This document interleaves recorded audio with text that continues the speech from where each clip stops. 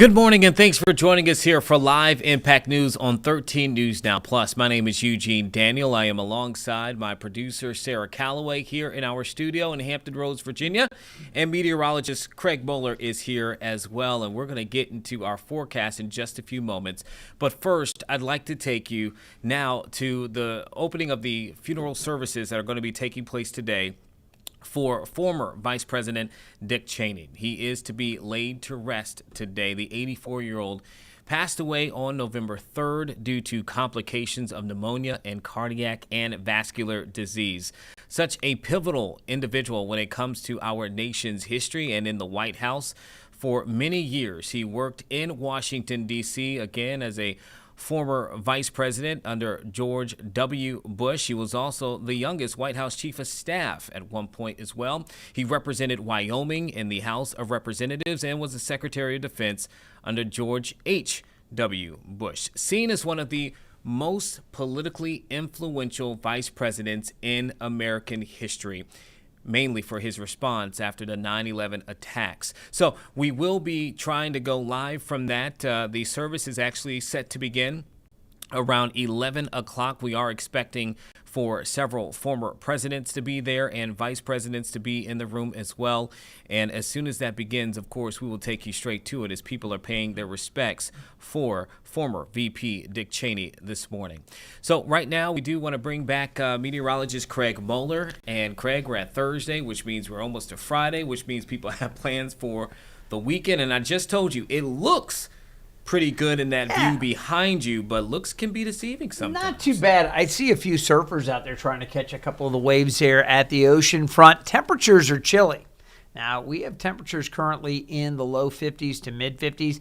They're not going to change very much today. I wanted to talk to you about the rain chances. Sarah was asking me about the upcoming weekend. Heading into it, we will see our chances for wet weather. I think we are going to be dry today. I mean, there's not much of a chance for rain today. But as we go tomorrow, a few isolated to scattered areas of wet weather coming through. And then again tomorrow evening into Saturday, isolated showers, maybe a few isolated to scattered showers. We'll be dry again Sunday and Monday, and then Tuesday and Wednesday, some more wet weather. The big news, the temperature difference between Saturday with a high near 70 and then back into the mid-50s on Sunday. It is going to be an about-face. Basically, as Tim Panday just put it over, I think last night, so one weekend, two seasons. That's what it's going to feel like. Taking a look at the grand illumination forecast. Here you go. We do have mostly cloudy skies, maybe mostly to partly cloudy. There's a chance for a few passing showers later in the afternoon on Saturday. I am hopeful that by the evening, we should be a little bit drier for the downtown area and the grand illumination. I cannot at this point totally rule out the possibility of a couple stray showers. That's why we have shower with a question mark there. But the models have been trending drier for the evening. So if you've got plans to get out, maybe you're taking the family out for the grand illumination and the parade, hopefully things will work out. Just keep an eye on the forecast. We'll keep updating it as we go along. Here's the 7-day forecast. Our temperatures will turn cooler on Sunday. Monday looking very nice, mostly sunny and 61. By the middle of next week, Tuesday into Wednesday, upper 60s and chances for more showers. Looks like Wednesday's going to be a wet travel day, a getaway day for the Thanksgiving weekend. Hopefully Thanksgiving Day, while there could be a few showers early on Thanksgiving, hopefully we'll be drier a little bit later on. Of course, we'll have a lot more as we get closer to Thanksgiving coming up. Well, the good thing about Thanksgiving is not one of those holidays, at least in my family tradition, where I'm thinking I'm going to be outdoors for too long. It's where I want to be inside. Sure. I want to be at the table or on the couch watching football, eating, of course. So at least if it is a bit wet, hopefully people are indoors. So I'm always worried about travel, even on Thanksgiving Day, local travel to grandma's. Maybe she lives across town and you just have a half-hour drive or so. We watch for that. But the other thing, Eugene, you can't tell me with your family and your football background, y'all don't play some touch football. Maybe the Daniel family plays. Maybe you guys go like full tackle, full contact. We used to have a football game every year when I was with my dad for Thanksgiving in Louisiana with the family next door. Oh, so there you go. Two families, the two houses, you know, you choose your team, and we would have our own Turkey Bowl. Nice. And somebody would be named the MVP. Not going to say that I may or may not have won 2 years in a row at one point. So you are right. That did happen. And obviously on a rainy day, we didn't do it. Well, we have some neighbors. We're doing that now. You know, folks that are away from their family, we get the neighborhood out playing. Oh. So yeah, it's fun. That way you don't feel so guilty about going back and getting that second or third or fourth helping. Now, on my mom's side, we all have a race. Everybody who can. There's a certain street on the block outside of my grandma's house where all of the cousins, we race each other one time. All right. Now, I haven't done it in a few years. It's a young man's sport. That's what you've been training for. Eugene's incredibly good shape right now. So, yeah, let us know how that works out. Well, we appreciate it, Craig. I know a lot of people are paying attention to the holiday forecast, as you said, because of travel and just in general what you may have, anything. But anything else that people need to look forward to in the next few days from your standpoint? No, we're really in pretty good shape. We just got the updated U.S. drought monitor, and I will tell you for Hampton Roads specifically, we're in great shape. I will say parts of central Virginia and north central North Carolina, just west of the traditional 13 News Now broadcast area, those areas are now under moderate drought. So some areas a little bit drier, but we're actually in pretty good shape. All right, Craig, we appreciate you, man. Thank you so much for bringing the forecast for us. And we're going to go ahead and transition here now to Washington, D.C., where we do have current Vice President JD Vance, who is sitting down for an interview, just a conversation, fireside chat with a variety of topics we're expecting him to discuss here today. So let's go ahead and see if we can lean into this interview taking place by Breitbart right now. To the day here since the inauguration, but they want to see more. They want to see more action. We've seen a lot of steps you guys have taken. A lot of people are putting a lot of faith in what Secretary Besson is saying, that the first half of next year the economy is going to boom because of the policies you guys have enacted. What's your message to those out there who feel like they haven't seen that gain yet? Yeah, well, first, Matt, the government shutdown didn't help, to be clear. And I do think that actually pumped the brakes a little bit on all the great economic news that we were seeing. And look, the Democrats, our attitude was, why are the Democrats doing this? They're the party of government. Why are they shutting down the government? For 10 years, they said to shut down the government is an act of economic terrorism on the United States. And it's sort of a question that answers itself, because I think that they were so worried about what the Trump administration is doing that they were willing to blow the whole thing up, hold a gun to the head of the American economy in order to get what they want. And that's going to cause a little bit of damage, but I think it'll be ultimately very, very minor because we were able to get the shutdown wrapped up. And I guess my message to the American people who are still feeling like things are unaffordable, who are still feeling like things are rough out there is look, we get it and we hear you and we know that there's a lot of work to do. There's a lot of wood to chop because the Biden administration put us in such a very, very tough spot. And the way that I think about this is it's always helpful to take this from the abstractions to the actual real things that people are worried about. So take, for example, a dozen eggs. I'll never forget this. It was one of the very first, maybe the single first press conference that the president had done since he had started his second term. And some reporter, probably from ABC, yells at him and says, "What have you done about the price of eggs? The price of eggs are up 300% over the past 3 years." And it's like, it was January the 23rd. It's like, what do you mean, what have we done in 2 days? It's going to take a little bit of time to fix that problem. And so if you're an American who's just struggling to get by, you work hard, you pay your taxes, you want your kids to have good opportunities, and the price of eggs goes from $2 a dozen to $8 a dozen under the Biden administration, and then under the Trump administration, it goes from $8 a dozen to maybe $6.50 a dozen.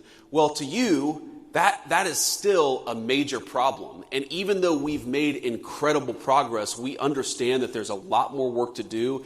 And the thing that I'd ask for the American people is a little bit of patience.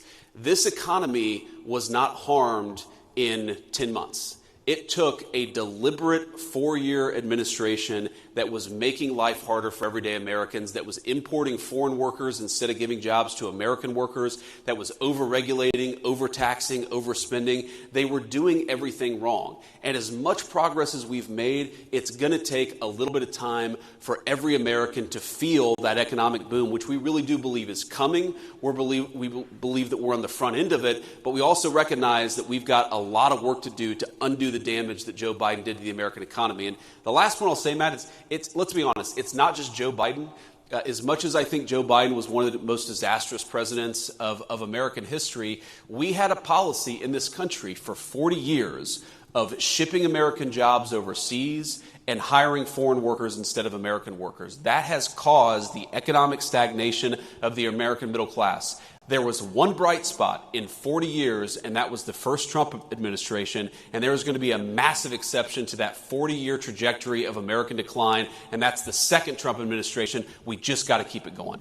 Right. So now we're a year removed from you and President Trump winning a massive electoral victory in November 2024, and we're just a couple of months since our friend Charlie Kirk was brutally murdered by a radical leftist. But at the same time, we are seeing some, whether it's inside Congress, outside Congress, some divisions in the MAGA movement. And I get it that there's this issue, that issue, whatever. What would be your message to how to reunify this movement for the fights ahead, whether it's the midterm elections, 2028 and beyond? Yeah, I mean, I think that we have to remember that we have a lot more in common than we do not in common. And that the disagreements that animate the Republican Party, while they matter and they're important, I think these debates should happen. They should happen in podcasts and they should happen in the media. They should happen on the op-ed pages. It's totally reasonable for the people who make up this coalition to argue about what our foreign policy should be, what our specific tax policy should be, what our housing policy should be. I mean, I had a meeting just yesterday that was focused in the West Wing about how do we get housing more affordable for young Americans because of all the things that got completely out of control under the Biden administration. You had homes that doubled or tripled in price depending on the geography in 4 years under the Biden administration. We've got to solve that problem for our young people so they can afford to buy homes, start families, and actually build their own American dream. So I think my attitude is let these debates play out. But don't let the debates that we're having internally blind us to the fact that we are up against a radical leftist movement that murdered my friend a couple of months ago and that would throw many people in the Trump administration in prison, not for doing anything illegal, but for not following the far left's agenda. That is the real opponent here. A political movement in this country that has no animating principle, that has no agenda for the American people. Their sole obsession is to take down Donald Trump and anybody who helped Donald Trump govern. Focus on the enemy, have our debates, but focus on the enemy so that we can win victories that matter for the American people. That's my message. Right. So now, one of the things that powered your guys' victory, I think, a year ago was a political realignment in this country where we're seeing working class people shift to the Republican side. And the Democrats, frankly, are becoming the party of the rich. There was a new report that our partners here that put on this event, CGCN, published a couple of weeks ago called Class Dismissed 2. And in this report, they go into detail about how some of the numbers on this political realignment, 75% more. Okay, you were listening. We wanted to dip in for a little bit for current Vice President JD Vance being interviewed by Breitbart right now in Washington, D.C. Now, that is going on as we are preparing for the funeral services for former Vice President Dick Cheney. You can see at the bottom there, we'll take that in a full screen at this moment. You can see that is going to be a who's who of both Democratic and Republican current and former lawmakers. And you can see JD Vance being interviewed. It has been reported that he and President Donald Trump have not been invited to this particular funeral service for the former vice president. Right there, you can see former VP Al Gore just shook someone's hand in the room as we hold this big. I see there former House Speaker John Boehner as well back in the left-hand corner of the screen at the moment. We've also seen Nancy Pelosi in the room, Lindsey Graham in the room. We are expected to have former President George W. Bush. He will offer a tribute at this service, and also Cheney's daughter, former Congresswoman Liz Cheney, and his grandchildren are expected to speak and deliver remarks also during this service. It's definitely going to be a service in which we see people from both sides of the aisle participating and paying their respects to, again, someone who is considered to be the most influential vice president in American history, at least one of them. We think about the 9/11 attacks, the response and his leadership during that, and the invasion of Iraq as well. Cheney serving more than almost 40 years in national politics as a vice president, as a chief of staff within the White House, as a congressman out of Wyoming, as a secretary of defense. So we're talking about someone here who clearly meant a lot for the politics and the political structure for our nation for a very, very long time. And we do expect for that room to reflect that this morning. Again, that service should be kicking off at 11 a.m. at the Washington National Cathedral. There, we will expect more people to show up, and we'll keep coming in and out of this as we are preparing for the service to begin, and just to see who's in the room. And obviously, when that begins, we will keep on this, and that will likely take us potentially through the program through noon today. So again, we're going to keep coming in into that funeral service as we're waiting for it to begin at 11 o'clock. Also, former President Joe Biden expected to attend this particular service also. I think right now, Sarah, is a good time in which we can head to North Carolina, because there is a new report that just came out yesterday. A state auditor says that North Carolina's disaster response fell far short in helping families affected by Hurricanes Matthew and Florence. This new report is revealing a series of issues in the state's handling of hurricane recovery efforts. And right now, state lawmakers are discussing those findings that say poor money management, poor data systems, and weak oversight actually slowed efforts to help homeowners rebuild after Hurricanes Matthew and Florence, and that actually left some families in temporary housing for years. So right now, the state auditor is giving that presentation. We are hearing feedback from lawmakers. Let's turn now to that in North Carolina. Forward. INCOR was funded with more than $1 billion. $709 million from federal community block grant, $297 million from state appropriations.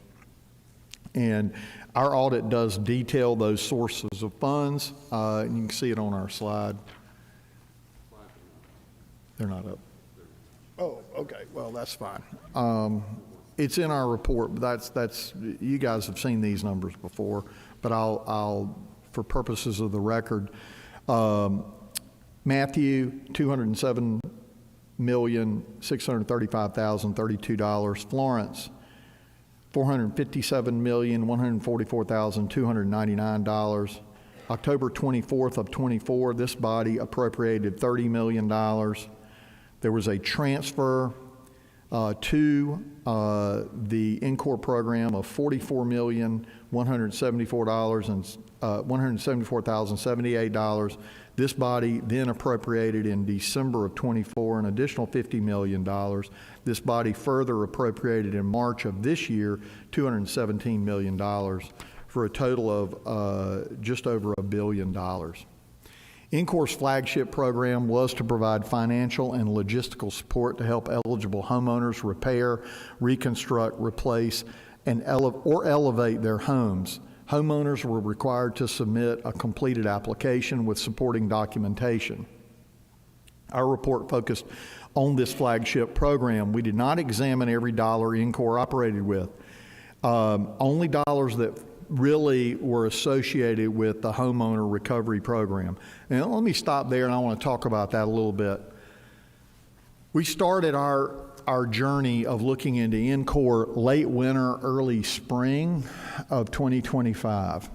I brought in some experienced accountants and brought our team together.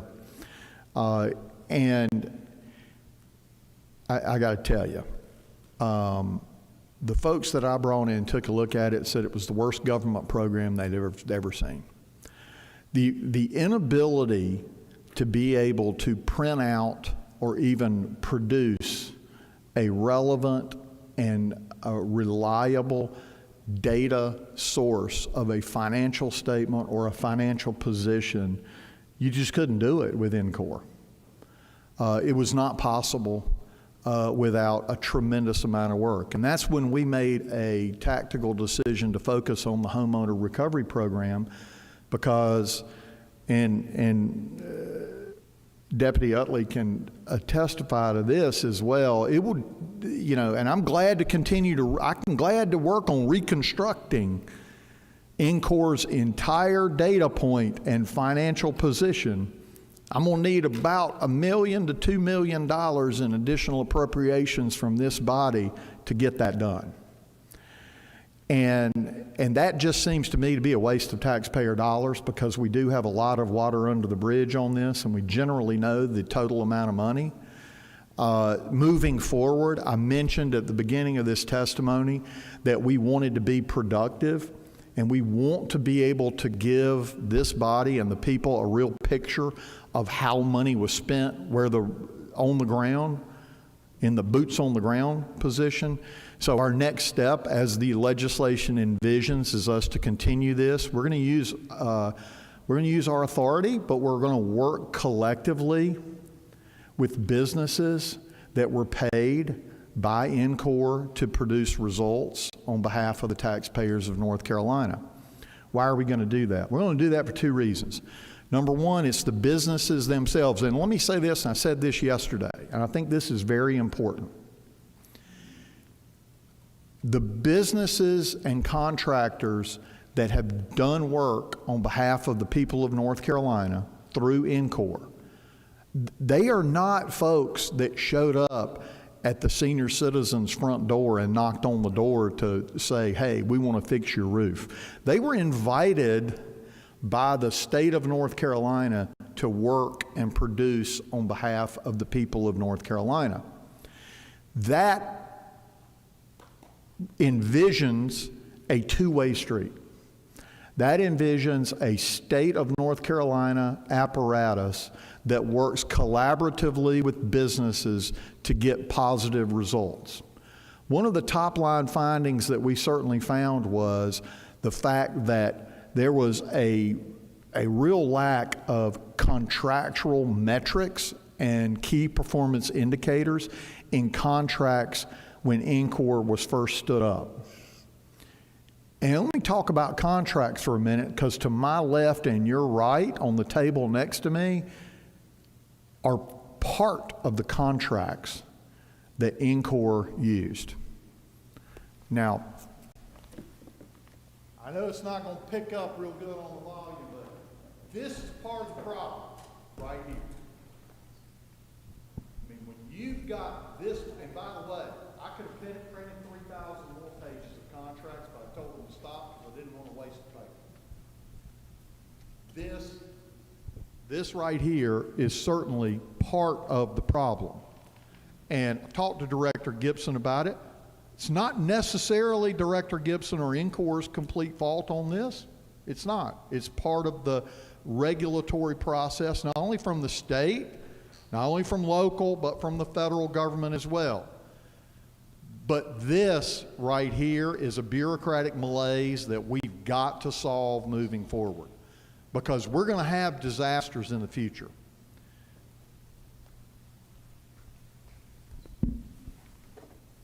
That being said, when we do contract with businesses to provide a service, we need to competently and together work for reasonable expectations on both sides of that contractual agreement. And that being said, contractors have to be able to rely on the state apparatus to allow them to do the work. They have to be able to, when they bring boots on the ground and bring teams in to produce, from a business standpoint, you have contractors, and I've talked to a bunch of them, and I know many of you on this panel have as well, and Senator Jarvis, you are a contractor, so you know exactly how this works. You know, particularly if we've got folks that are standing up teams to get a job done, and they're having to wait on regulatory approval, Their teams are in hotels or they're in campers. They're waiting to do the work. We've got to be swift with respect to approvals through whatever program gets stood up in response to disasters, so we can more efficiently serve our contractual partners, right? Help them do the job for us, because business can do things more efficiently than the state. So we've got to work as a partner with those contractors to get the job done. Now,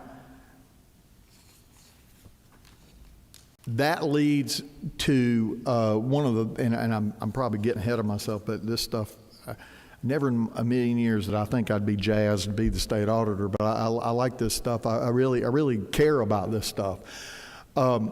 And got into it to find out exactly the full story, and I've got to really credit my team for educating and help getting me educated on this.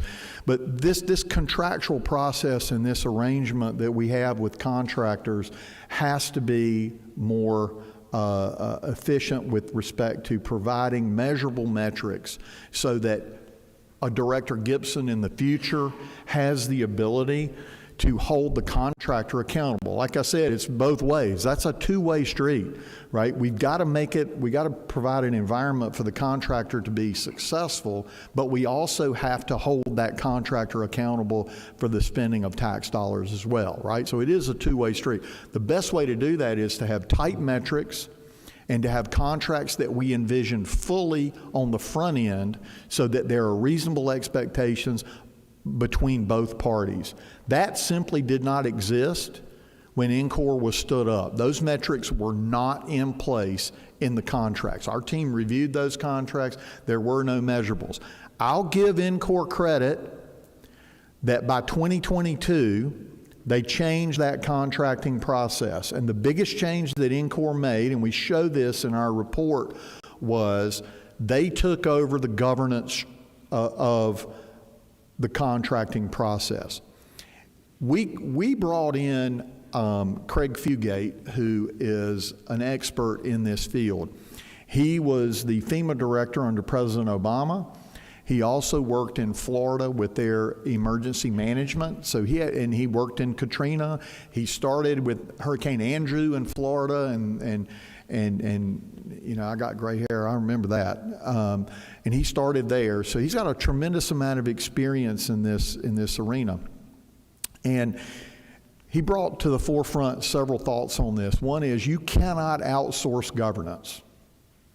You can't, and that's the way INCOR started. INCOR started with the outsource of governance. And I can direct you to our report on page, give you why we include this, page 20 of our report, Exhibit 9. And I don't know that you necessarily have that, and if you don't, I'll rip this out and I'm gonna pass it down. But I want to highlight something from our report, and it is a chart that shows that when the vendor management was running the program, that on a monthly case management basis, so when someone applied for the program, the contractor received $480 a month for that application to be in the queue. The monthly project management envisioned an 18-month window. So that's $480 a month for up to 18 months. Now, that 18 months was not in stone, but that's what was envisioned by the project management. So you can do that math pretty quick. That is a tremendous amount of money, a little over $8,000 that would go just to have someone in the queue for about 18 months. And that's without necessarily a decision. So there was no timetable and no measurable set. You've got to have decisions made by a certain time period. I'm going to pass this around so you can take a look at it.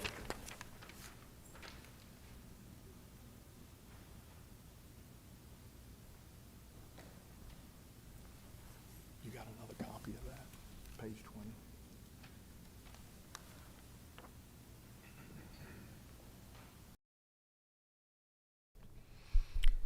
You were just listening there to a committee hearing taking place in North Carolina right now, looking at the state's response to hurricanes over the last few years. A state auditor found that there have been a few issues with how the state has handled their response and recovery efforts that has also led to families there who were affected being in situations longer than maybe they needed to, particularly for those who are trying to rebuild after losing their homes. That report, again, you were listening to a little bit there, found amongst those issues poor money management, poor data systems to keep track of what was going on, and a weak oversight. And so those North Carolina, lawmakers right now are listening to the audit that was just released yesterday. That's one of the reports that they will listen to today, and then looking at some of the things that not only can be cleaned up, but how they can be cleaned up. That particular agency within the state, as a part of that report, we learned handles about $1 billion. Okay, and so when we're talking about managing money, there's a lot there in which the auditor believes could have been handled better, particularly in the aftermath of Hurricanes Matthew and Florence there in North Carolina. So just wanted to dip into that. If it's still going, we feel like it's at a good place. Maybe we'll come back to it here within the next 30 minutes or so. But for right now, we do want to take another look here in Washington, D.C., where former Vice President Dick Cheney is to be laid to rest today. And we've just been watching who's who inside right now of the Washington National Cathedral. And there, as you see the camera, just spotted former Vice President Kamala Harris, who Cheney actually voted for in the most recent election. She just sat down, and we just got that shot up at the moment. Now we're showing her, the former VP there, Kamala Harris, as she is there. We know that current VP JD Vance is not in attendance at the moment. He is currently, or just wrapped up, an interview with Breitbart, but it has been reported that he and President Trump were not invited to this particular service, as we also see behind Kamala Harris there, former Vice President Al Gore seated to her right, our left.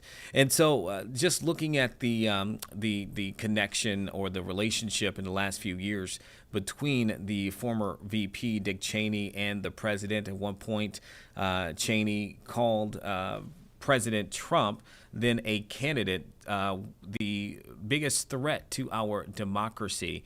And so that has obviously been something that's reported to have caused a wedge between the two, which could be a part of why we are not expecting to see the current president there at this service. Of course, we'll continue to monitor that, but we are expected to see former President Joe Biden and former President George W. Bush, who Cheney worked under as vice president, also worked with George W. Bush's father, President George H.W. Bush. At that point, he was in his administration as Secretary of Defense. So having worked for both of the Bush presidents, Dick Cheney, obviously a special relationship with the Bush family.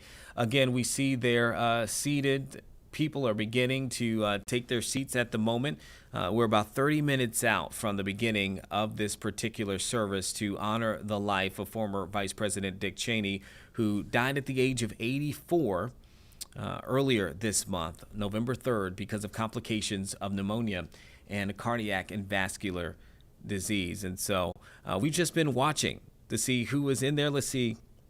Is that, I saw leaned over. Was that Lindsey Graham that we just saw? Okay. That was Lindsey Graham, who just leaned over to speak with Vice President Harris, former Vice President Harris. And I do see that we have at the moment, it looks like a choir and some musicians are getting into place. At some point, if we begin to hear any type of music, Sarah, we can play that too as we wait. But again, you talk about the impact that Cheney had on our nation's politics, as we show some older footage throughout the years of his nearly 40-year career in Washington, D.C. I just said some of the roles that he had, but he also was the youngest White House Chief of Staff, at the time that he was there too. And we know that he served again under George W. Bush, but for those 2 terms that he was there. And so also being a congressman out of Wyoming, and later followed by his daughter, Liz Cheney, former Congresswoman Liz Cheney. And so this is certainly going to be a service in which we're going to hear a lot of remarks from influential people, but I know I'm looking forward to listening to see how they describe the relationship, describe his impact that he has had on our national community and also international. Some of the other faces that we have seen, let's go ahead and play the sound over top of me too, Sarah, that is okay. Some of the others that we have seen there so far, just in our watching, we've seen former House Speaker Nancy Pelosi, and then also John Boehner, the former House Speakers there. We've seen, again, as you can see pictured there, former VP Al Gore, and obviously Kamala Harris, and we've seen Senator Mitch McConnell, too, who's been there. So a lot of people so far who we recognize, and we expect to see more. His daughter, Liz Cheney, expected to deliver remarks as well. And so again, we're just going to take a few moments here to listen in and watch to see who else is going to be seated for this as we await for the funeral services for former VP Dick Cheney.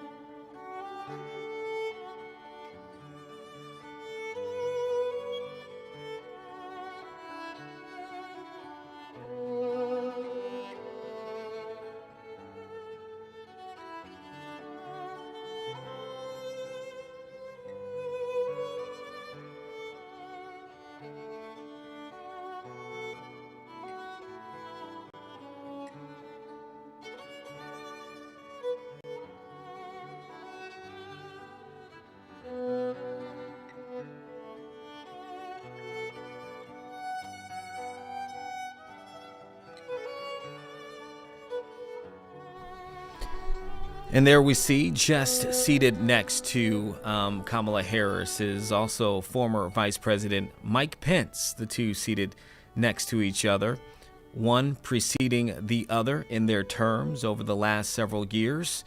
Again, we expect to see several former presidents and vice presidents here to celebrate and honor the life of former VP Dick Cheney this morning.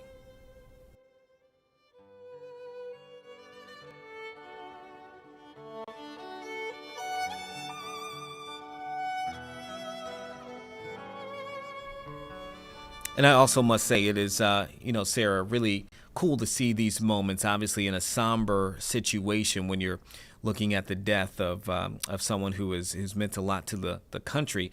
But the scope of, particularly in today's scheme when it comes to politics, where you're seeing bipartisan love and support for an individual, where you can see Pence and you can see Kamala Harris in a room, where you're going to see former presidents Biden and Bush, who will be here to be part of this service. We've seen both Democratic and Republican senators and leaders within the House who have been within this particular service. These are the moments in which we get to see what can be when it comes to our political landscape.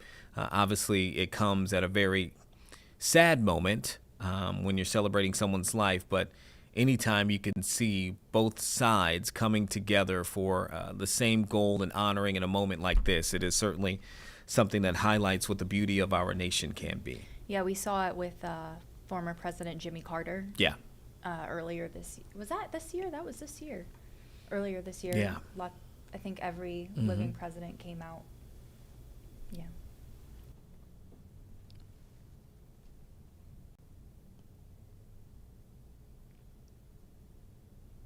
Okay, again, for those who are just now joining us here on Live Impact News, we are currently streaming live the services for former Vice President Dick Cheney, as you have just watched former President Joe Biden and Jill Biden walk into the room as they are going to be taking their seats at the moment, being greeted by those who are there in the moment. I do believe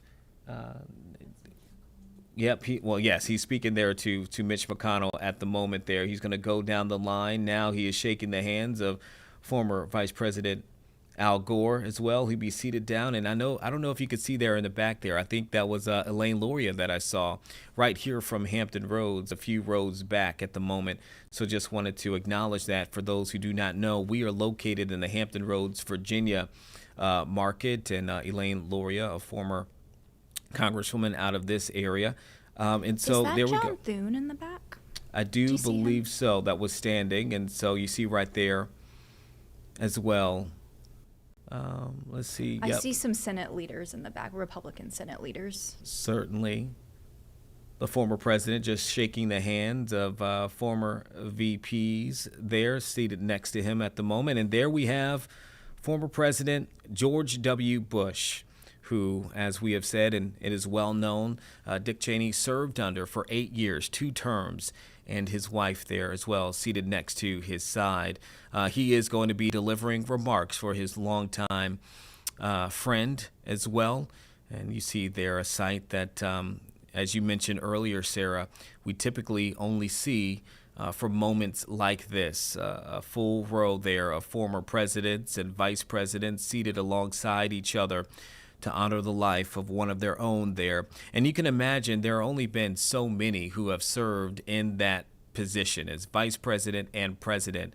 And so no matter where they see things, whether it's not eye to eye, there are only so many people who can say they've experienced what they have experienced, had to make the decisions that they have had to make, the things in which we are not privy to, that they have had to not only weigh, but make decisions based upon their discernments. It's a certain bond that only they will ever have.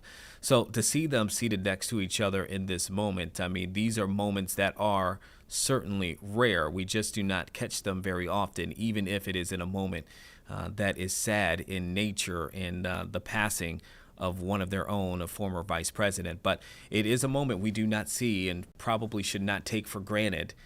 Again, there you see former presidents George W. Bush, Joe Biden, and Vice Presidents Kamala Harris and Mike Pence, seated behind them, Al Gore as well. So just taking in that moment as they are getting ready for this service that is going to get started in about 20 minutes.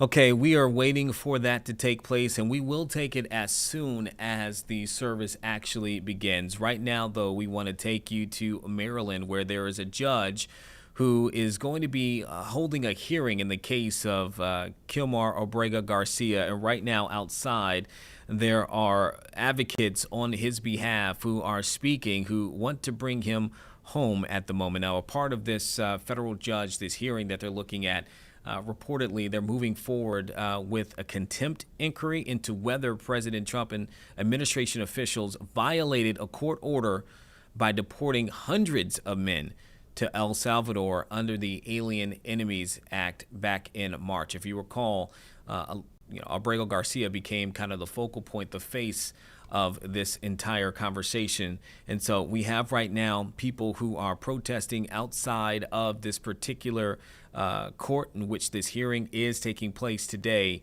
in March. We just want to listen to them for a little bit, and we'll come right back out. Respecting democracy. We stop losing our values, and we cannot allow that. That's what's happening today in this case. As Americans, and now I love this country. I love the United States of America. I am so proud to be here, and I'm grateful. But we cannot just close our eyes and think that what's happening today in this nation can be avoided. You need to speak up. And due process is part of those values that we embrace when we say that we respect democracy, not just here, but around the world. So thank you so much for having me, and we're going to keep fighting to respect our values, to respect our immigrant community, and to ensure that we are moving forward as a nation. And that's never going to happen if we don't speak up and show up as we're doing today. So thank you for having me today.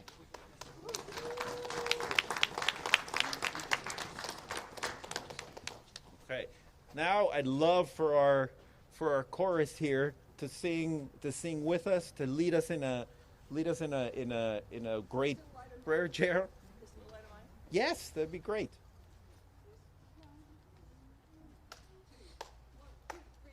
This little light of mine, I'm gonna let it shine. This little light of mine. Okay, we just wanted to take that real quick. We saw it pop up. We wanted to see what they were currently saying at the moment. Again, they are outside of the courthouse, the federal courthouse there in Maryland, as we await learning more information in the case regarding Albrego Garcia there.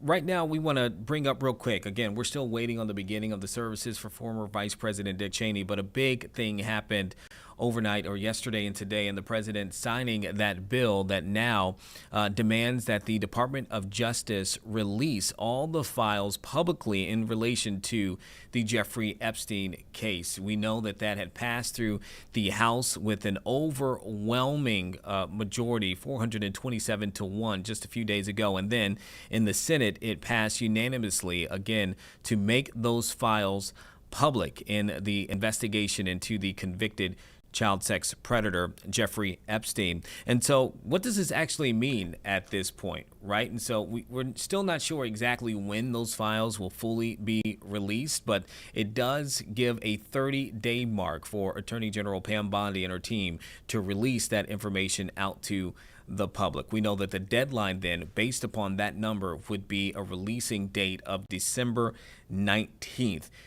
Pam Bondi, in her part, says that the DOJ will follow the law when it comes to this release. Again, 30 days. Now, there are some things within the bill that give some form of stipulations for this, right? The bill says the DOJ may withhold or redact the identities and personal medical files of victims of Epstein, who, by the way, have been outside of Washington, D.C., outside of the Capitol in the last few days, who have been speaking out to have these files released because they have been calling for transparency, accountability, and justice. That has been their cry now for months as this thing has worked its way through the House and the Senate there on Capitol Hill. The bill also specifies, quote, that no record shall be withheld, delayed, or redacted on the basis of embarrassment, reputational harm, or political sensitivity, including to a government official,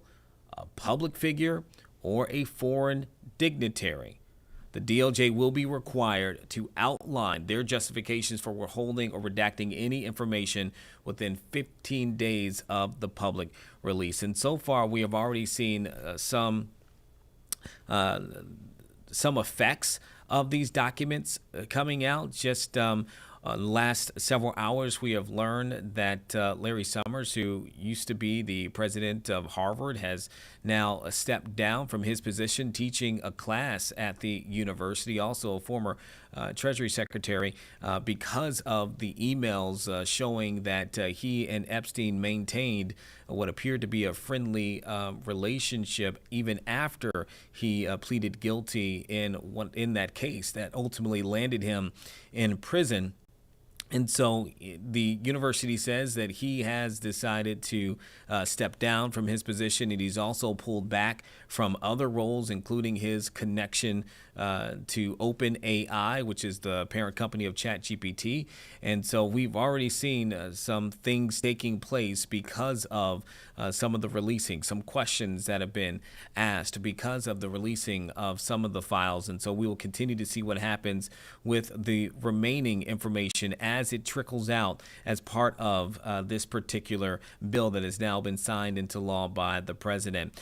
Speaking of the president had long before, just in the last week, kind of changed his position when it came to releasing the files, saying that he would sign anything if it reached his desk. But before that, he pushed back. And some of his concerns echoed the concerns of House Speaker Mike Johnson and the lone Republican in the House who voted against this measure. Their concerns were with how the bill was written in terms of what documents, what information would be made public, and could it create harm for people who went out of their way to testify, who gave information, who may have been victims. They had a concern about what was written in the bill in terms of how transparent in certain moments, if it comes at a fault or a danger of individuals. I do believe that we recorded on at least a bit of House Speaker Mike Johnson speaking on his concerns during a press conference. I wanted to air just a little bit of it, and then we'll get into some of the statements that have been made by our local lawmakers here in Virginia after that vote came out. I think we're going to get that ready for you in just a bit. But there had been questions about why there would be one vote out of 428 who would say no, and that is what that particular lawmaker said, echoing the calls from current House Speaker Mike Johnson as we get that ready now. And so, again, I do believe we have that queued up. Okay, we're going to play just to hear a little bit of his reservations before this vote took place.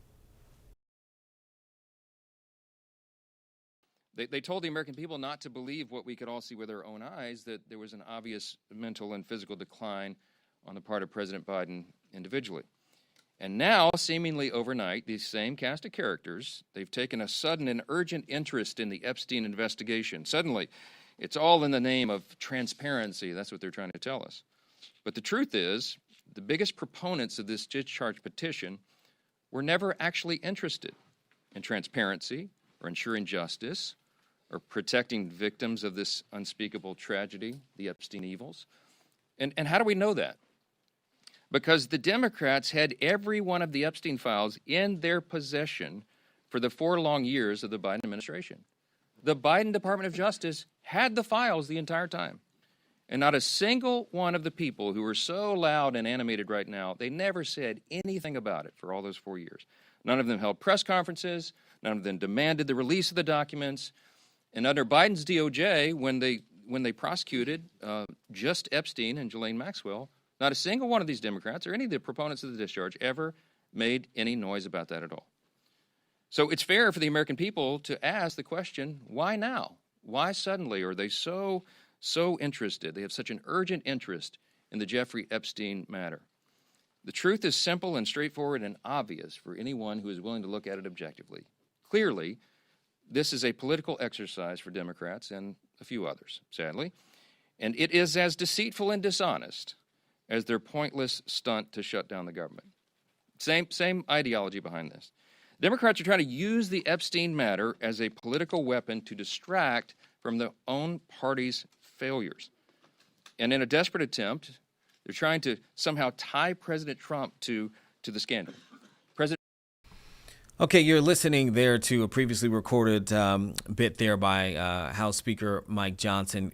Clearly, you can hear him saying that Democrats are using this as a political stunt. Now, there have been repeated reports for those who have really followed this case very closely and saying that, hey, one of the things that may have tied up this particular release of information, particularly under the Biden administration, is that we still did have the Ghislaine Maxwell case that was very much so still open in its investigation, that had not been closed at that time. Some saying that in and of itself is a part of why some of these documents were not released, or this push did not take place, because they wanted to see the finality of that investigation closed. So timing could likely played a large part in a lot of things. Nonetheless, right now it is very clear, bipartisan abroad, that the releasing of these documents was desired by both Republicans and by Democrats, and that is now what the president has signed into law, as they have overwhelmingly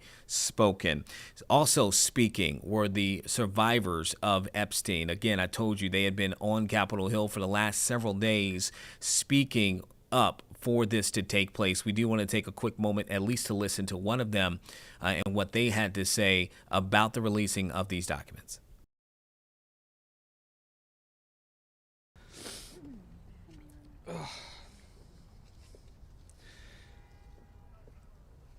ladies and gentlemen, esteemed members of Congress, and everyone gathered here today, I want to start by thanking the three of you.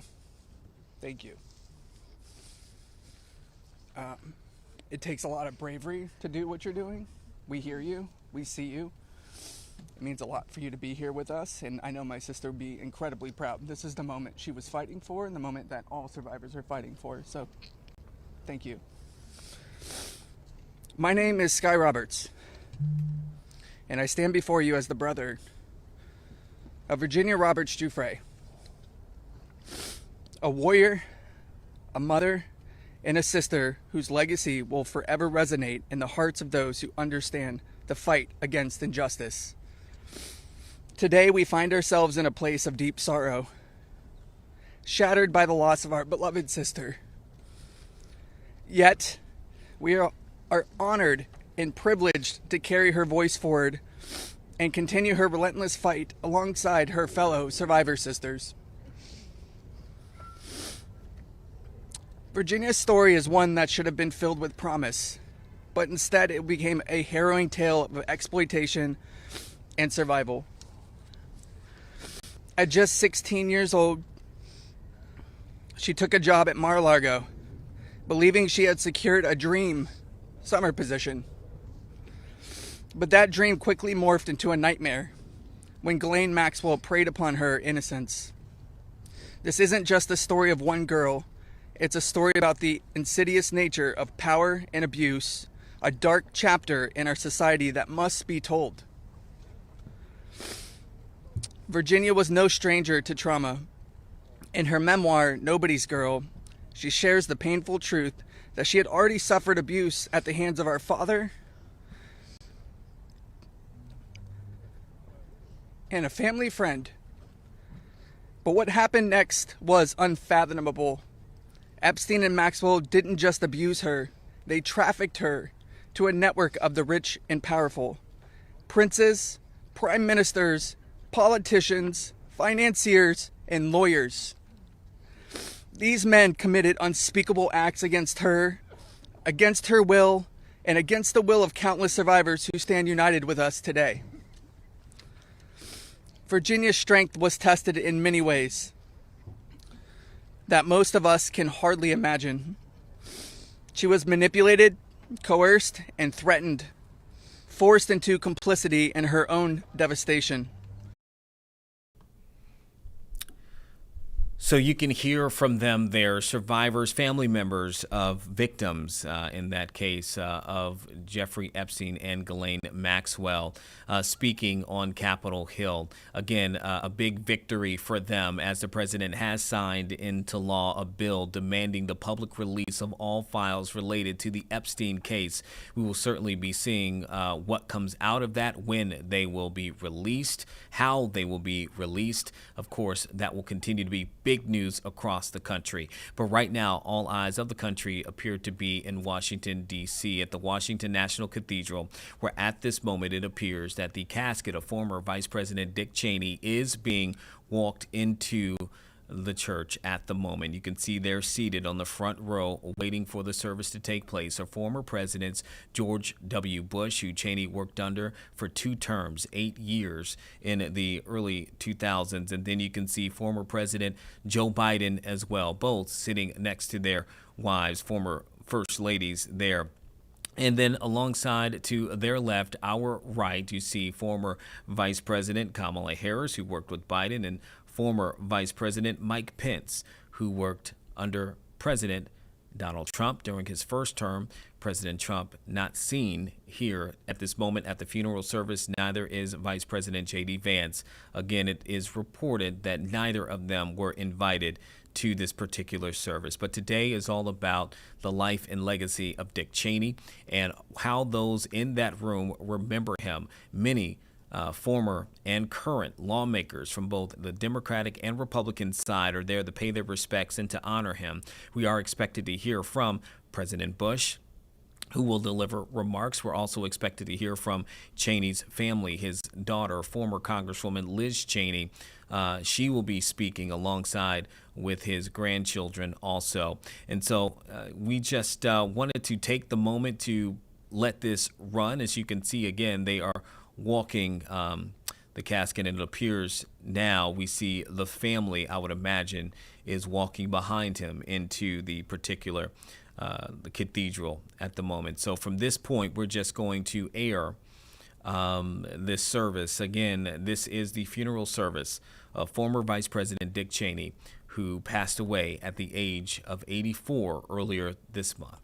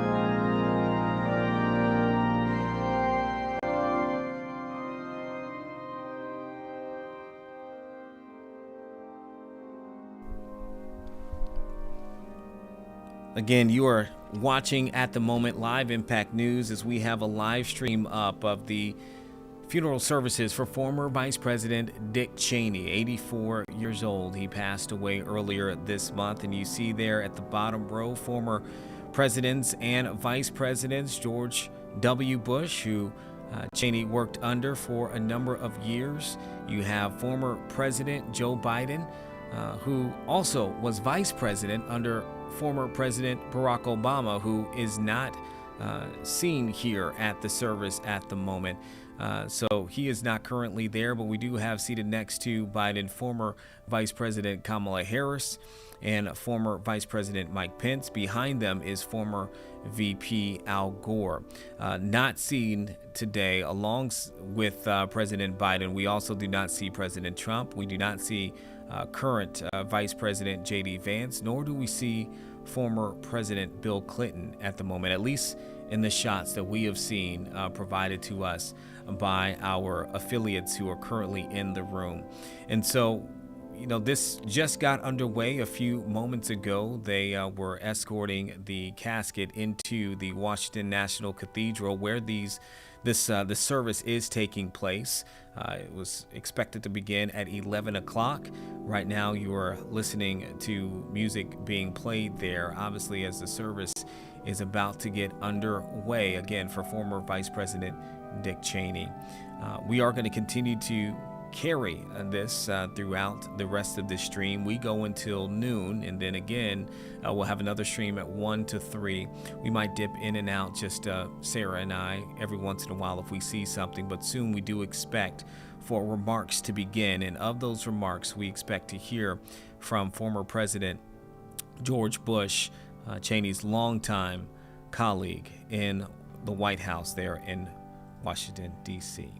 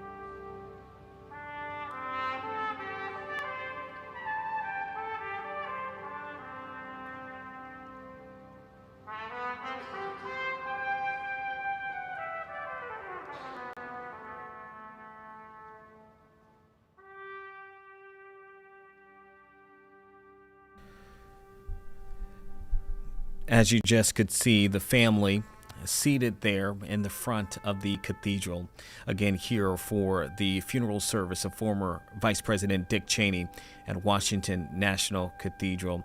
They're shown again 4 vice presidents, 2 former presidents, all there to pay their respects for a life, the legacy of Dick Cheney.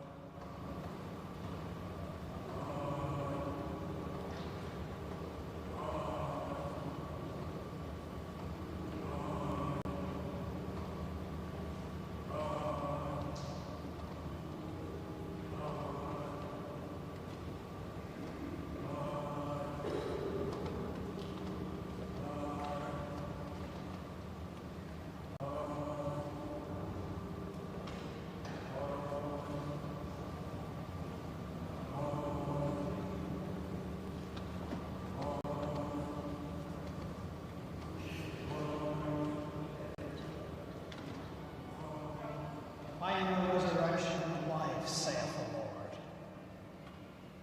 He that believeth in me, though he were dead, yet shall he live. And whosoever liveth and believeth in me shall never die.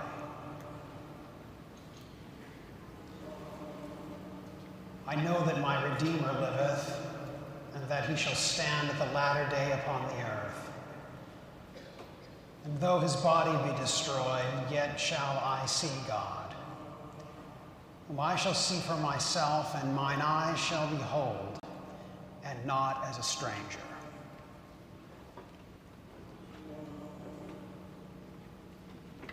For none of us liveth to himself, and no man dieth to himself.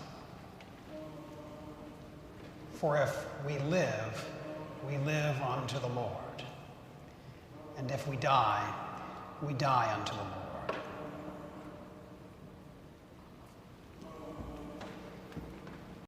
Whether we live, therefore, or die, we are the Lord's. Blessed are the dead who die in the Lord. Even so saith the Spirit, for they rest from their labors.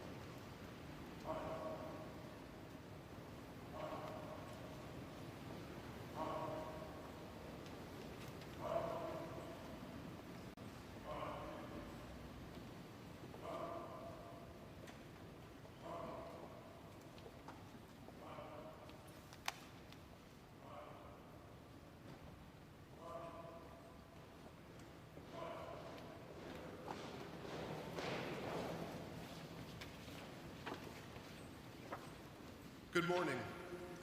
On behalf of Mary Ann Buddy, the Bishop of the Diocese of Washington, and Sean Rowe, the Bishop of the Episcopal Church, and all of us who serve our Lord at this cathedral, welcome.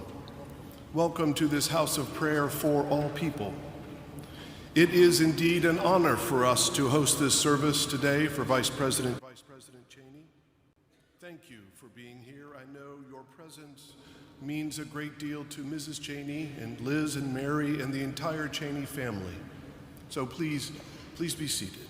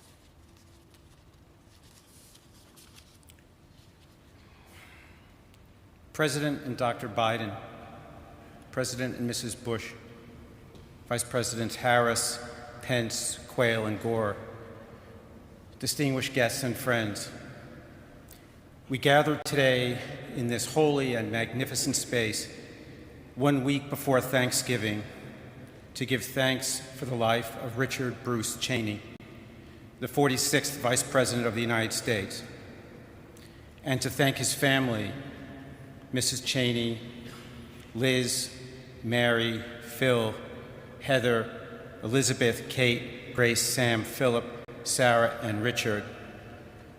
Thank them for sharing him with us. I'm Jonathan Reiner, and I was privileged to be the Vice President's cardiologist. I'll admit, I'm not very good at letting go. But it can take a village to care for a complicated patient, and I want to acknowledge the many doctors and nurses here with us today who took such magnificent care of the Vice President. Over a span of 27 years, Vice President Cheney gifted me with his trust, and there's nothing more sacred between a doctor and their patient than trust. I'm happy to report that I haven't given many eulogies. No one wants a doctor who's great at funerals. But I stand here this morning deeply honored to tell you about my remarkable patient, Dick Cheney. 20 years before I met the Vice President, his career in elected office almost ended before it began when he suffered a heart attack during his first campaign for Congress. He was only 37. What Dick Cheney didn't know at the time, because his doctors never told him, was that they thought it would be best for him to withdraw from the race, that after the heart attack, a vigorous campaign might be too much for him. They didn't know Dick Cheney. Or more likely, maybe they did know Dick Cheney, and no one had the guts to tell him to quit. So after a period of rest, he told Wyoming's voters that he was up for the challenge. He said a little hard work never hurt anybody. And later in the summer, he resumed his campaign, won that election, and then 5 more. For a man with very complex heart disease, the Vice President was the easiest patient to care for. He was meticulously compliant with his prescribed treatment. As it pertained to his health, he lived by the motto, when in doubt, check it out. He never allowed politics to influence his personal health care decisions, and not once in all my time as his doctor did he try to write or change a single word of a statement I issued. There was only one time in my entire tenure with the Vice President that he said no to a medical recommendation from me. It was on September 11th, 2001. I had an appointment to see him that day at the White House for a scheduled checkup. I don't typically make house calls, but sometimes I'm willing to make an exception. In advance of the visit, my colleague, Colonel Lou Hoffman, the Vice President's wonderful full-time White House doctor, had arranged for some routine blood tests. But before the tubes could be sent to the lab, our world changed. Amazingly, even with the chaos and horror of that day, somehow late in the afternoon, the blood samples found their way to a lab. In the early evening, while the Vice President was on the move to an undisclosed location, Lou called to tell me that our patient's potassium level was dangerously, maybe even lethally high. I thought that the result was probably erroneous, an artifact of the prolonged delay in processing the blood. But we needed to be sure. I was worried about him. I asked Lou if we could repeat the test right away, but the Vice President firmly said, no, not today. I didn't think that was the day to argue with him. You might think that taking care of a public figure, particularly one who carried nuclear launch codes, could be a bit intimidating. But the Vice President was an unassuming man. His calls to me, even when originating from the White House, always began in the same modest way. Hi, John, it's Dick Cheney. Prior to the 2000 election, one of my young cardiology fellows, who somehow had never heard of Dick Cheney, asked the soon-to-be Vice President of the United States what he did for a living. The soon-to-be Vice President answered, government work. He was also very grateful and very generous. Prior to taking office in 2001, the Vice President, Mrs. Cheney, quietly donated a large gift to George Washington University, which became the founding support for our Heart Institute, enabling us to provide defibrillators to churches in the poorest parts of the nation's capital and pacemakers to patients in the poorest parts of the world. In his 2006 eulogy for President Ford, Vice President Cheney referred to his boss, the 38th President of the United States, as the still point in the turning wheel. It's a beautiful image derived from a passage in a T.S. Eliot poem. I remember hearing his words then and thinking how aptly the phrase described the Vice President himself. In all our time together, in moments of true existential risk for him, the Vice President was always the calmest person in the room, including me. One evening in July 2010, as he lay literally dying in the cardiac surgical intensive care unit, I told the Vice President that the mechanical heart assist device scheduled for the next day couldn't wait until morning. It would be too late. He looked for a moment towards Miss Cheney, Liz, and Mary, and then said calmly, "Okay, let's do it." That's all he said. "Okay, let's do it."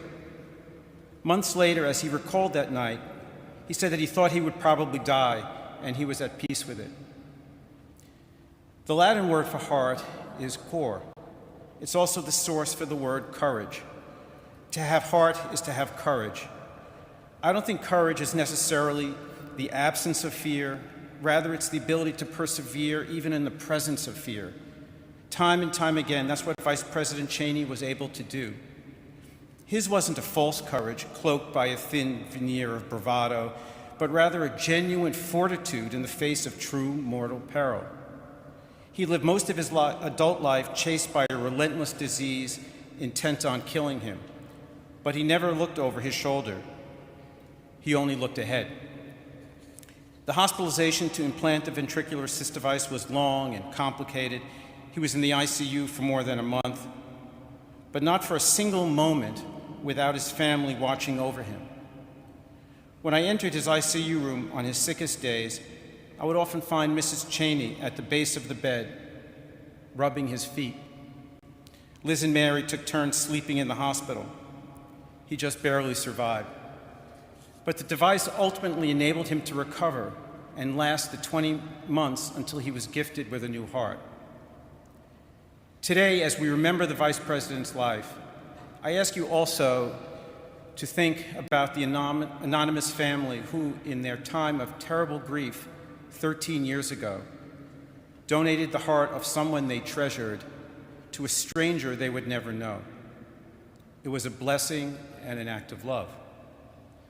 A gift that gave him many more summer afternoons on the Snake River with his fly rod, and most profoundly, precious time to watch his 7 grandchildren grow up. This was what was most important to Dick Cheney. At a recent birthday party, he told them, "I am so proud of all of you." He was an American patriot and a man who loved his family. I was honored to be his doctor. It was an even greater honor to be his friend.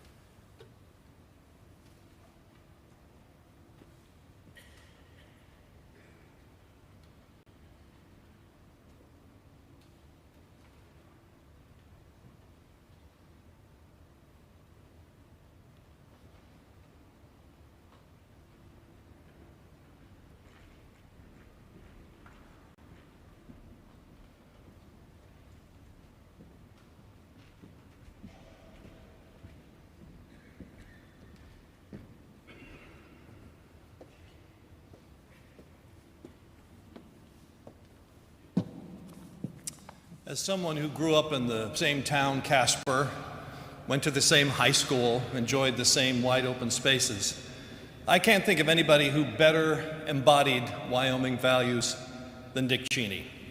He was comfortable in the saddle on horseback. He judged people by what they accomplished and what they stood for. He loved the state where he grew up and met Lynn. And Wyoming loved him back, electing him 6 times to the House of Representatives. He enjoyed the solitude of the Wyoming wilderness, too, and was an expert at finding the best places to deploy a fly rod. In fact, if you wanted his attention in the office and you saw that the Orvis catalog was open on his desk, you knew to come back some other time. For my 50th birthday, he offered to let me come with him for a day's fly fishing in the Tetons. I told him that the best gift I could give in return was to respectfully decline, because I'm no fisherman, and I knew that if I spoke even 10 words all day, he would say I talk too much. When I was his press secretary, I once wrote a news release that contained the word bureaucrat. He crossed it out and substituted federal official. As the son of a man who worked for the Agriculture Department, he respected people who chose to serve their country. Many Americans got their first look at Dick Cheney during the Gulf War, Operations Desert Shield and Desert Storm. My office at the Pentagon was the place where letters made their first stop, and one in particular stands out in my memory. A woman in Indiana wrote to say this: "During these difficult times for our country, it is reassuring to turn on the television and see someone in charge of our military who is plain speaking, resolute, and strong." And then she added, "I find these qualities to be very attractive. I'm not sure whether you're married, but if you're ever in Indianapolis, you can look me up." I showed this letter to Secretary Cheney, and he took it home to brag about it. Shortly after Dick Cheney became Secretary of Defense, one of our senior policy officials had a request for me as the Pentagon spokesman. A New York Times reporter wanted to know more about a new effort by the George H.W. Bush administration to reach a nuclear weapons agreement with the Soviet Union. The official sought permission to give the Times some background.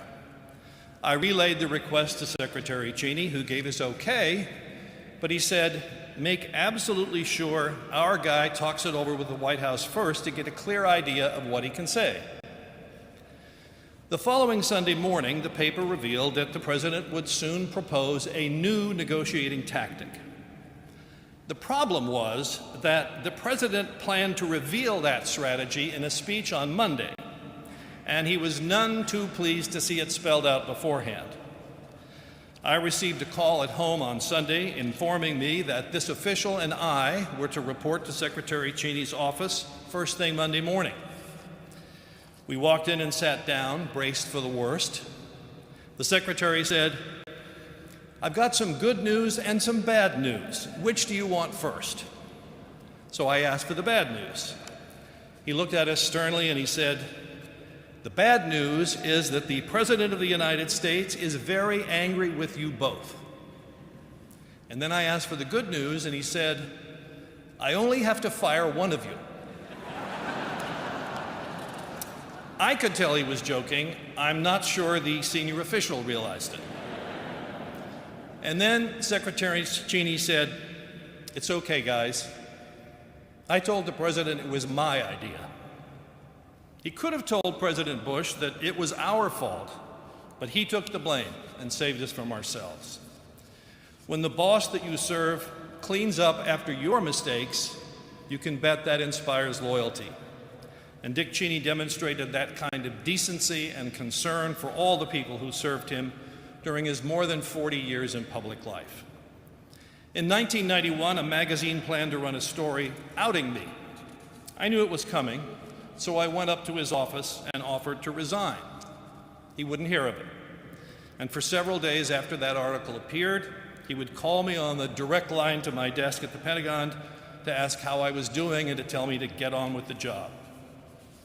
Washington attracts ambitious people driven by a desire to serve their country, but many of those who become big names acquire staffers and then cast them aside as they rise in stature. Not Dick Cheney.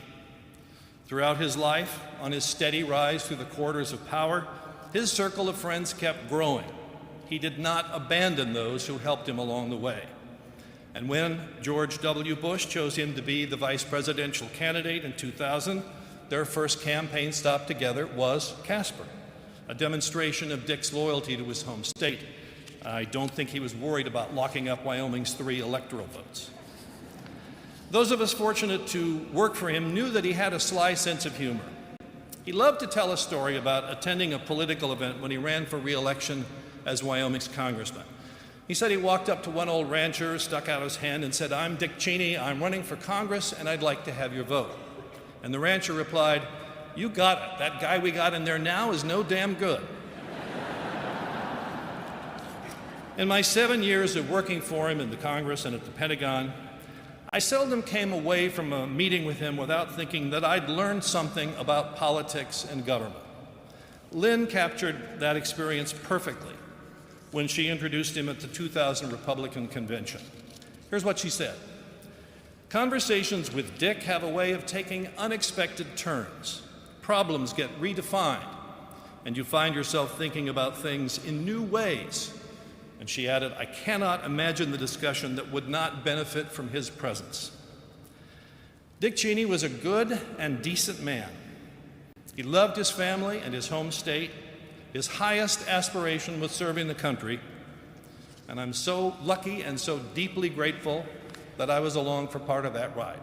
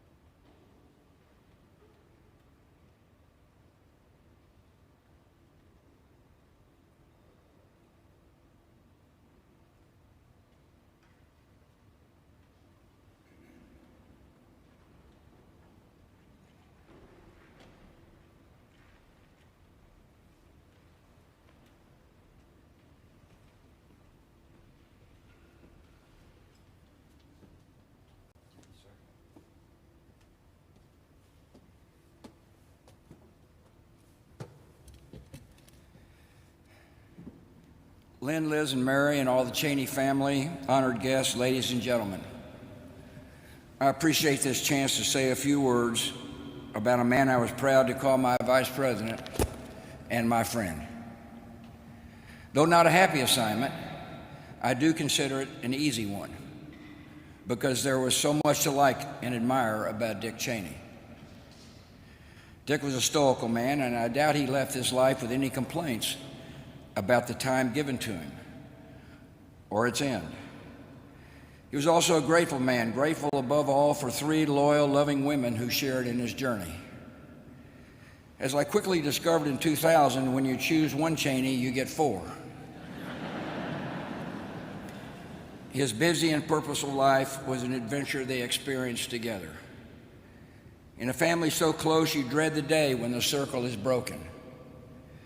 Lynn and the girls, Heather, Phil, and all the grandchildren, he sure loved you all, and he was proud of his family. I hope it helps to know that many people in this country share your sense of loss, and we're here today as your friends. 25 years ago, I had a big choice to make, a big job to fill. I want to know all my options, so I enlisted the help of a distinguished former White House Chief of Staff and Secretary of Defense to lead my search for running mate. Dick Cheney and I went through the files name by name. We talked over the various qualities I was looking for in a vice president: preparedness, mature judgment, rectitude, and loyalty.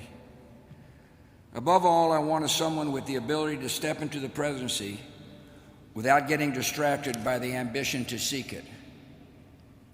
After weeks of these meetings, I began to have a thought I could not shake. I realized the best choice for the vice president was the man sitting right in front of me, and I told him that. At such a moment, most in this position would have jumped at the chance, but Dick stayed detached, and he analyzed it. Before I made my decision, he insisted on giving me a complete rundown of all the reasons I should not choose him. He also heard one of my top advisors was against the choice, so Dick invited him to make the case.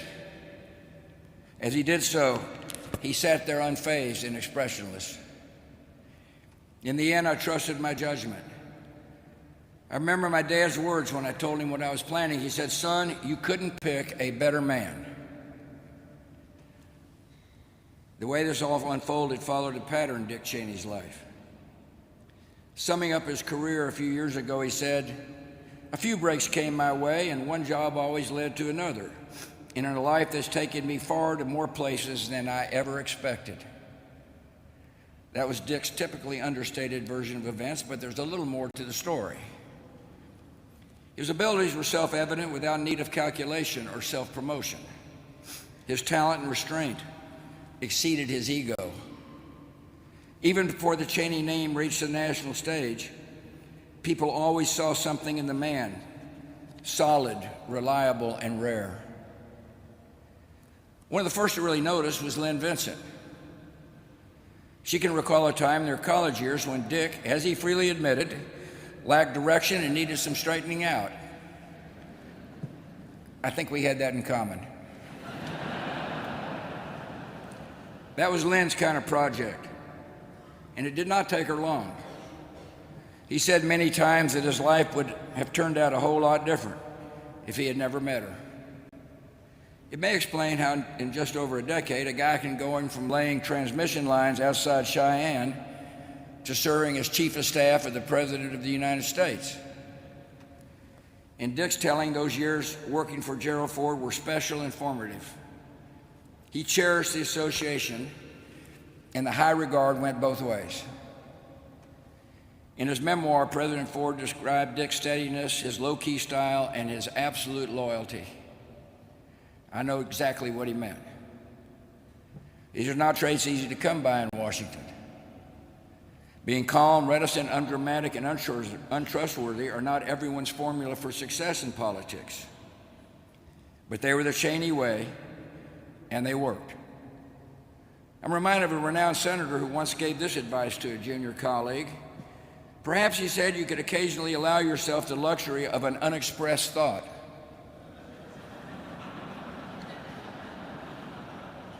Dick Cheney was like that, sparing and measured with words. In a profession that attracts talkers, he was a thinker and a listener. And when he did speak up, conveying thoughts in that even tone of voice, that orderly, unexcitable manner, you knew you were getting the best of a highly disciplined mind. No colleague, no legislator, no foreign leader who ever met Dick Cheney ever doubted that they were dealing with a serious man. Of course, not every political counselor is cut out to be a political candidate. But Dick Cheney put himself to the test and never lost an election. In fact, it happens that he and I both ran for Congress in 1978. And let me just say the Republican wave didn't reach West Texas that year. He told me a few times what it's like to campaign in Wyoming. Lots of small gatherings and long drives. It's easy to imagine the impression that young Dick Cheney made when he was asking for the vote. I wish more Americans got to know Dick Cheney the way the folks in Casper, Cody, and Laramie got to know him. Smart and polished, without airs. Courteous and approachable, seeing everyone as an equal, a gentleman by nature, and a true man of the West. Dick was funny and easygoing in a style that his public image never caught up with. Though we can all agree he wasn't your standard issue politician. If any voters came hoping for a kind word and a hug, they'd have to settle for the kind word. But you can't question the appeal of the only person from America's Mountain West ever elected to national office. On that score, history should record that I chose my vice president not once, but twice. In 2004, he offered to step aside in case I wanted to replace him.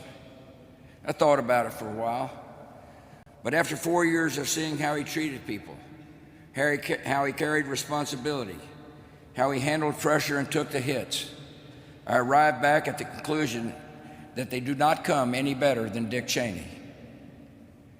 Colleagues from every chapter of his career will tell you that he lifted the standards of those around him just by being who he was, so focused and so capable.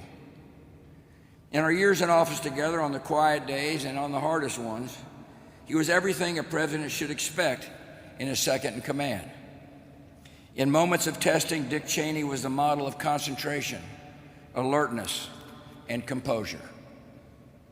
His memoir was titled My Time. His time produced an old breed of public servant, defined by their substance and character. This was a vice president totally devoted to protecting the United States and its interests. There was never any agenda or angle beyond that. You did not know Dick Cheney unless you understood his greatest concerns and ambitions were for his country. Across 40 years, his service was consistent, faithful, and noble. All in all, not a bad showing for a career and a life, especially when you consider his sheer physical endurance. As Dr. Rayner pointed out, he became an authority on cardiovascular disease and a marvel at what resourceful doctors and one very determined patient can accomplish. Dick had faced down fears and hardships, but he really didn't speak about them.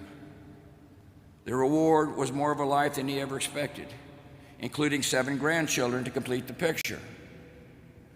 One of them, Richard, even asked his grandfather to attend kindergarten class for a show and tell. I wish I'd have been there. As a matter of fact, the teacher told Dick that was the most exciting show and tell since the morning a little girl brought her cow to class.